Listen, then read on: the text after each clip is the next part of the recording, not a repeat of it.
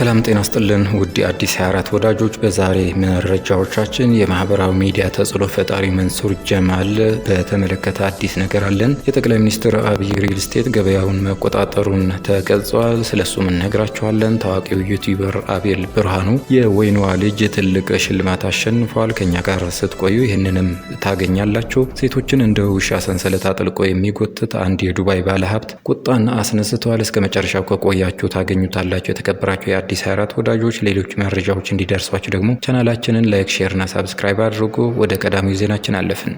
የማህበራዊ ሚዲያ ተጽዕኖ ፈጣሪ መንሱር ጀማል ወደ ኢትዮጵያ ተመልሻለሁ ብለዋል። በማህበራዊ ሚዲያ መድረኮች ላይ በሚሊዮን የሚቆጠሩ ተከታዮች ያሉትና በተለያዩ አነጋጋሪ ተግባራቱ የሚታወቀው መንሱር ጀማል ባለፉት ወራት ኑሮውን ከኢትዮጵያ ወጥቶ በምዕራብ አፍሪካዊቷ ሀገር ቡርኪና ፋሶ አድርጎ የቆየ ሲሆን የቆይታ ቦታው መታወቅ በማህበራዊ ሚዲያ ላይ ከፍተኛ መነጋገሪያ ሆኖ ቆይቷል። መንሱር በድንገት ከሀገር መውጣቱን ተከትሎ የተለያዩ መላምቶች እየተሰነዘሩ ቆይተዋል። አንዳንዶች ለስራ ጉዳይ ነው ሲሉ፣ ሌሎች ደግሞ እየሸሸ ነው የሚሉ ያልተረጋገጡ ወሬዎችን እያናፈሱ ነበር። በተለይም በቲክቶክ እና በፌስቡክ መድረኮች ላይ ተከታዮቹ የት መሄዱንና ለምን መሄዱን በተመለከተ እርስ በርስ ሲከራከሩ ከርመዋል። ጀማል ትላንት ረቡዕ የካቲት 18 ቀን 2018 ዓ.ም ወደ ኢትዮጵያ መመለሱንና ወደ አዲስ አበባ መግባቱን ለፋስት መረጃ አረጋግጠዋል። ቡርኪና ፋሶ በቆየባቸው ጊዜያት በተለያዩ የቢዝነስ ጉዳዮች እያስጨረሰ እንደቆየ ተናግረዋል። በሌላ በኩል ከፋግ ፋርም ሃውስ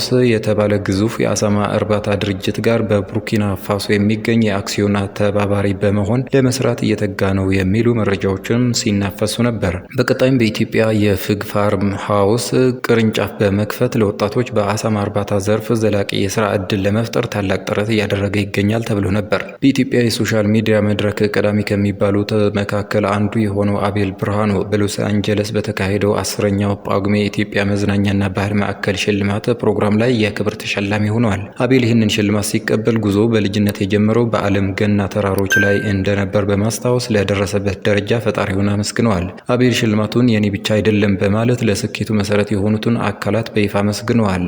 ለባለቤቱ ሜላት ንጉሴ ያላንቼ ይህ ሁሉ የሚታሰብ አልነበረም በማለት የልብ ምስጋናውን አቅርበዋል። ለወንድሙና ለቪዲዮ ኤዲተሩ ያብስራ ከእያንዳንዱ ስኬታማ ቪዲዮ ጀርባ ላለው እንቅልፍ አልባ ሌሊት እውቅና ሰጥተዋል። ለቤተሰቦችና ለስራ አጋሮቹ፣ ለእናቱ፣ ለአባቱ እንዲሁም በስራው ውስጥ አሻራቸው ላረፈባቸው እንደ ኤዶም ግርማ፣ ፊልሞን ታረቀኝ፣ ናርዶስ ይልማና አርቲስት አዳነች ወልደ ገብርኤልን ምስጋናውን አቅርበዋል። የፕሮግራሙ አዘጋጅ ለሆነው ጋዜጠኛ ዳንኤል አርጋውና ሎስ አንጀለስ ነዋሪ ኢትዮጵያውያን ልዩ አክብሮቱን ገልጸዋል።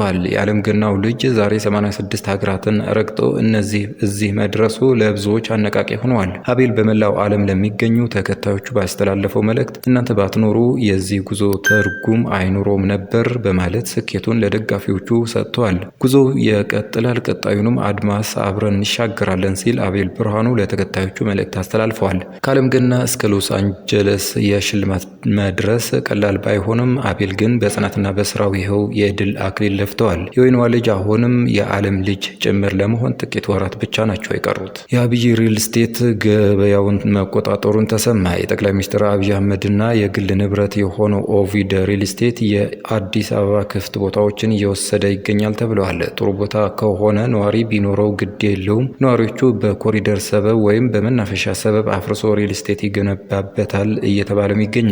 አብይ በዓለም ወደር የሌለው ቤተ መንግስት እየገነቡ ነው። እርሳቸው ጫካ ፕሮጀክት ይሉታል። እየገነቡት ያሉት ነዋሪዎች ያለ ምትክ አፈናቅለው ነው ሲሉም ይከሳሉ። ከቤተ መንግስቱ ራቅ ባሉ አካባቢዎች የእርሳቸው ድርጅት ኦቪድ ነዋሪዎችን አፈናቅሎ ሪል ስቴት እየገነባ ይገኛል።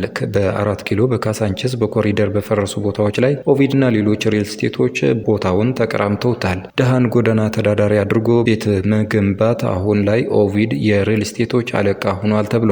ኦቪድ በአዲስ አበባ ብቻ የተገደበ አይደለም፣ ዱባይ ላይም እየገነባ ይገኛልም ተብሏል። የአማራ ብሔራዊ ንቅናቄ አብን ከፍተኛ አመራር የሆኑት አቶ ጋሻው መርሻ ከፓርቲው ተለይተው ስለሚገኙት አመራሮች በሰጡት መጠንከር ያለ መግለጫ ዶክተር ደሳለኝ ጫኔና አቶ ክርስቲያን ታደለ የሻዕቢያን የውክልና ተልዕኮ ሲያራምዱ እንደነበር ገለጹ።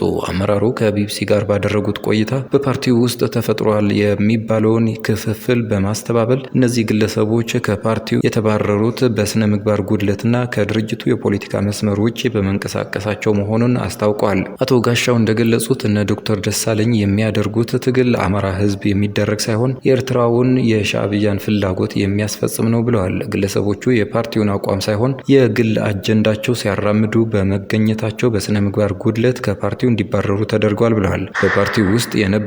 በፓርቲው ውስጥ የነበረውን ልዩነት በመንግስት ስልጣን መያዝ ላይ ሳይሆን መንግስት በኃይል መገልበጥ አለብን በሚሉና ሰላማዊ ትግል ብቻ ነው አዋጩ በሚሉ ኃይሎች መካከል የተፈጠረ መሰረታዊ ሀሳብ ልዩነት ነው ብለዋል። ትግሉ ተሽጧል የሚሉ አካላት በጓሮ በኩል ግን ከእነርሱ የተሻለ እኛ እናገለግላለን፣ እኛን ሹሙን በማለት ለመንግስት ደብዳቤ ሲያስገቡ የነበሩ ናቸው ሲሉ አቶ ጋሻው ወርፈዋል። አቶ ጋሻው በተጨማሪም ለግለሰቦች በሚዲያ ስለ ጮሁ ብቻ በፓርቲው ላይ የሚያመጡት ተጽዕኖ እንደሌለና የአማራ ብሔራዊ ንቅናቄ አብን ከግለሰቦች መለዋወጥ በላይ ጠንካራ መሆኑን ተናግረዋል።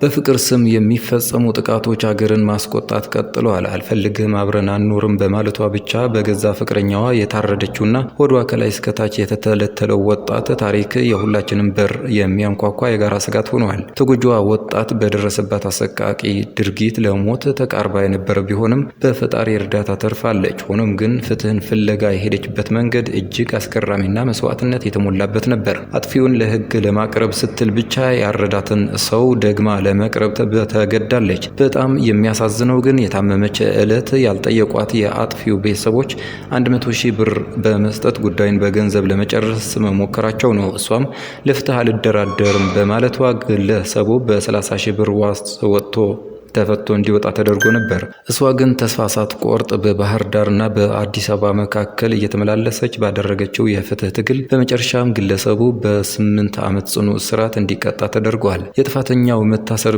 ብቻ መፍትሄ አልሆነም። እወጣለሁ፣ ስወጣ አንቺንም ቤተሰቦችሽንም ጨርሳለሁ የሚል ዛቻ እየደረሰባት በመሆኑ በአሁኑ ሰዓት በከፍተኛ ስጋትና ፍርሃት ውስጥ ትገኛለች። ይህች ልጅ ጀግና የምትለው ቃል አይገልጻትም። የደረሰባትን አካላዊና ስነልቦናዊ ጠባሳ ተቋቁማ አጥፊው ለህግ እንዲቀርብ ያሳየችው ቆራጥነት ለብዙዎች ምሳሌ ነው። ነገር ግን ትልቁ ጥያቄ አንዲት ሴት እንዲህ ያለ አሰቃቂ ጥቃት ደርሶባት አጥፊው በገንዘብ ዋስ የሚፈታበትና ተጎጂዋ አሁንም በዛቻ የምትኖርበት ሁኔታ ለምን ይቀጥላል የሚሉ ጥያቄዎች እየበዙ ነው። ፍትህ በአጥፊው መታሰር ብቻ አያበቃም፣ የተጎጂዋ ደህንነት እስከ መጨረሻው መጠበቅ አለበትም ሲሉ እያሉም ይገኛሉ። ዛቻ ያደረሰባት ሴት መንግስት ልዩ ጥበቃ ሊያደርግላት እንደሚገባና ሁሉም ዝምታው ለነገው ገዳይ መንገድ ይከፍታል በሚል ድምፅ እንሆናት። ዛሬ ለሷ ካልጮሆን ነገ ተራውን የማን እንደሆነ አናቅም ሲሉ በማህበራዊ ሚዲያ የሚገልጹ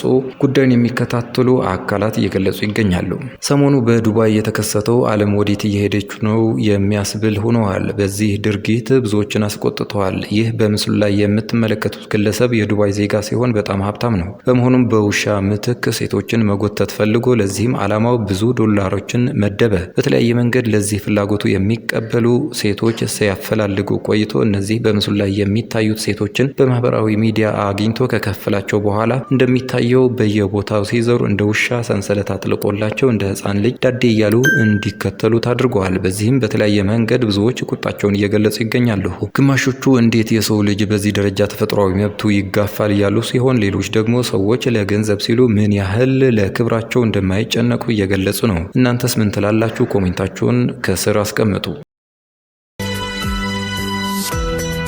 የተከበራችሁ የአዲስ 24 ወዳጆች ዜናዎቻችን እነዚህ መስሉ ነበረ። ሌሎች አዝናኝና አስተማሪ ፕሮግራሞች በቅርቡ የምንጀምር መሆኑን በመግለጽ ቶሎ እንዲደርሳችሁ ቻናላችንን ላይክ፣ ሼር እና ሳብስክራይብ በማድረግ አብራችሁን ሆኑ። መልካም ጊዜ